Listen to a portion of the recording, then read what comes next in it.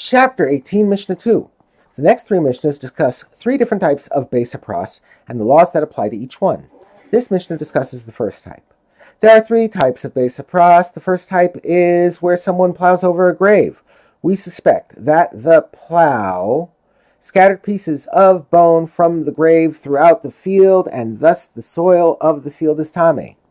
The Mishnah states the laws for this kind of Beis HaPras.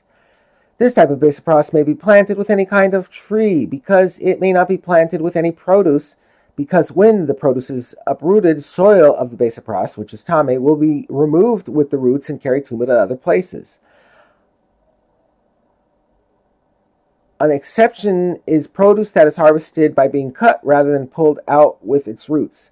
This may be planted in the Beis HaPras because no soil will be removed when it is harvested. The Mishnah discusses what to do if a person planted in a Beis HaPras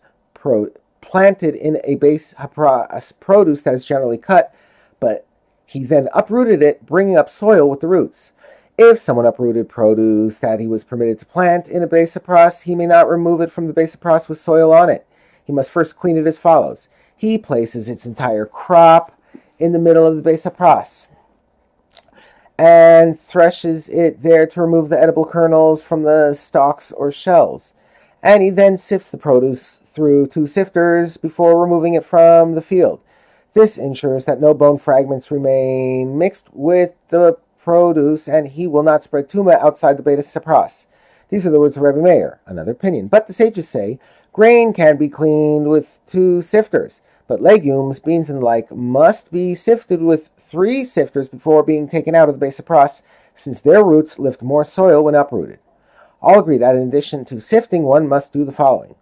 And he must burn the grain straw and the bean straw, that is the inedible stalks and shells that separate from the grain or beans during threshing. He may not take any straw out of the Beis HaPras, since the straw likely contains soil. The Mishnah concludes with the ways this type of Beis HaPras transmits tumah. This type of Beis HaPras transmits tumah through touching or carrying its soil, but it does not transmit tumah through ohel. This Beis HaPras is tameh due to the concern that its soil contains a bone fragment the size of a barley kernel. A bone fragment this size makes a person who touches or carries it tameh, but it does not transmit tumah through ohel.